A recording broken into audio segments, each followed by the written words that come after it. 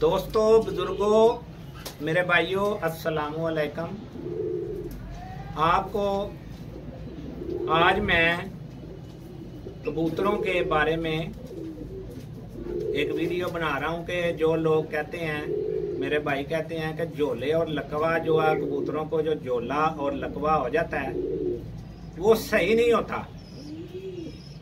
तो झोला और लकवा की आज मैं आपको एक दवाई बताने लगा हूं कि झोला लकवा कबूतरों का ठीक हो जाता है, लेकिन वो आपको ब्रीडिंग में काम देंगे, परवाज में काम नहीं देंगे।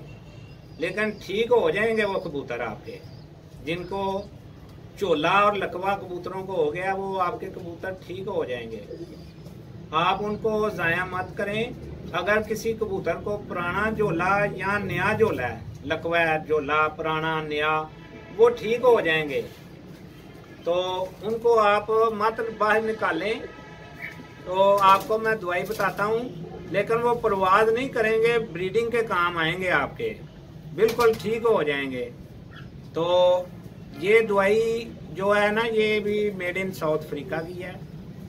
इसके बहुत सारे फायदे हैं, मैं आपको इसका तारफ कराता हूँ। ये दवाई का, ये वाली दवाई है जनाब, इसका नाम है स्पीड प्लस। इसका नाम है स्पीड प्लस। ये मेड इन साउथ अफ्रीका, ये भी, और बहुत ही अच्छी मेडिसिन है ये।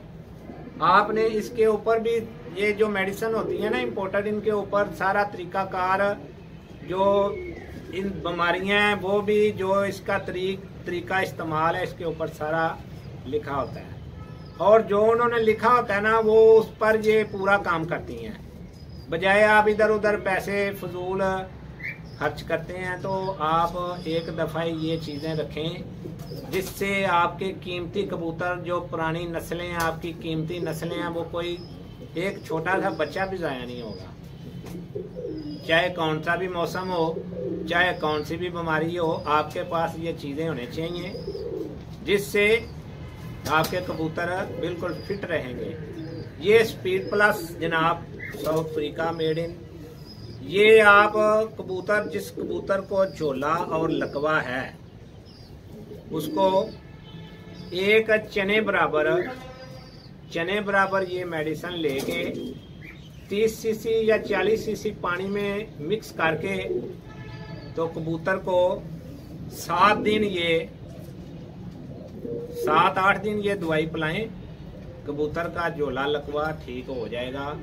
ये, या अगर आपको एक कबूतर जिसको झोला और लकवा है और वो दाना भी नहीं खा सकता, अगर वो खुद दाना नहीं खाता, तो उसको ये आप लें, एक चने बराबर मेडिसिन लें, एक चने बराबर, और उसमें 50 सीसी पानी डाल लें, और सीरीलैक ले लें। सीरीलैक 3 फल वाला, उसका एक बड़ा चम्मच उसमें डाल के उसको अच्छी तरह मिक्स कर लें। 5 मिनट रख दें।